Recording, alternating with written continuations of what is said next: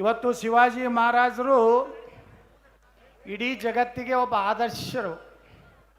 ಅವರು ಕೇವಲ ಮಹಾರಾಷ್ಟ್ರಕ್ಕೆಲ್ಲ, ಮರಾಠ ಸಮುದಾಯಕ್ಕಲ್ಲ, ಈಗಾಗಲೇ ನಮ್ಮ ಹಿರಿಯರಾದಂಥ ರಾಷ್ಟ್ರೀಯ ಸ್ವಯಂ ಸೇವಕ ಸಂಘದ ಹಿರಿಯರು ಹೇಳಿದ್ದಾರೆ, ಶಿವಾಜಿ ಹುಟ್ಟದೇ ಇದ್ದರೆ ನಾವು ಏನು ಇರ್ತಿದ್ವಿ ಅನ್ನೋಂಥ ನೀವು ಕಲ್ಪನಾ ಮಾಡ್ಕೊಂಡ್ಬಿಡ್ರಿ.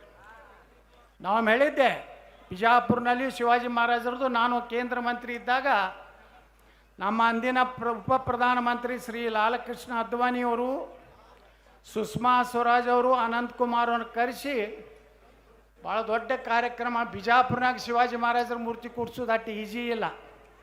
ಯಾಕಂದ್ರೆ ಅಲ್ಲೆಲ್ಲ ಪಾಕಿಸ್ತಾನ ಮೇಡ್ ಭಾಳ ಅದಾವ ಅಲ್ಲಿ. ಹೀಗಾಗಿ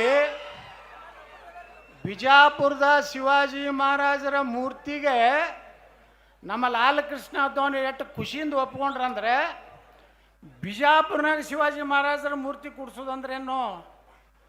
ಯಾವ ಶಿವಾಜಿ ಮಹಾರಾಜರು ಬಿಜಾಪುರ್ನಲ್ಲಿ ಆದಿಲ್ ಶಾಹಿಗೆ ಏನು ಹಿಂಗೆ ಹೊಡಿತಿದ್ರಲ್ಲ, ಅದೇನದು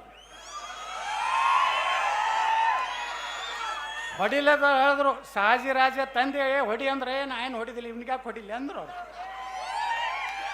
ಮುಂಜಾನೆ ಕುದುರೆ ಮ್ಯಾಗ ಹೊಂಟಿದ್ರು ಶಿವಾಜಿ ಮಹಾರಾಜರು ಬಿಜಾಪುರ್ನಾಗ. ಅಲ್ಲೊಂದು ಮುಳ್ಳಗ್ ಸೇತು ಐತಿ, ಒಬ್ಬ ಕಟಕ್ರಮ ಆಕಳ ಕಡಿಲಾಕತ್ತಿದ್ದ.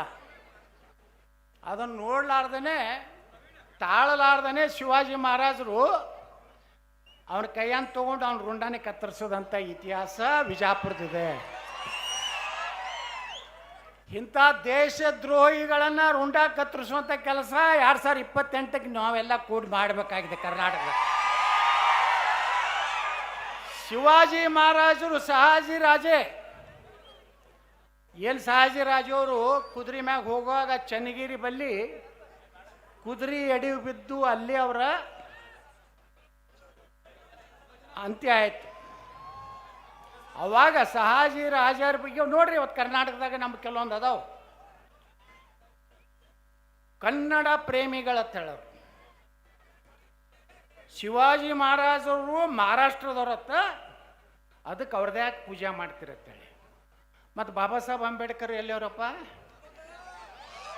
ಮಹಾರಾಷ್ಟ್ರದವರು. ಸ್ವಾತಂತ್ರ್ಯ ವೀರ ಸಾವರ್ಕರ್ ಅವರು ಎಲ್ಲಿಯವರು? ಗಾಂಧಿ ಎಲ್ಲಿಯವರು? ಗುಜರಾತ. ಸರ್ದಾರ್ ವಲ್ಲಭಭಾಯಿ ಪಟೇಲ್ ದೇಶ ಕೂಡಿಸಿದವರು ಯಾರು?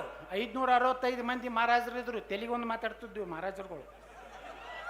ಇವತ್ತನ್ನು ಕುತ್ತಿಗೆ ಚಂಡ್ ಹಿಡಿದು ಕೂಡಿಸೋದಾರು ಯಾರಪ್ಪ ಅಂದ್ರೆ ಸರ್ದಾರ್ ವಲ್ಲಭಭಾಯಿ ಪಟೇಲ್. ಅವ್ರು ಯಾರು?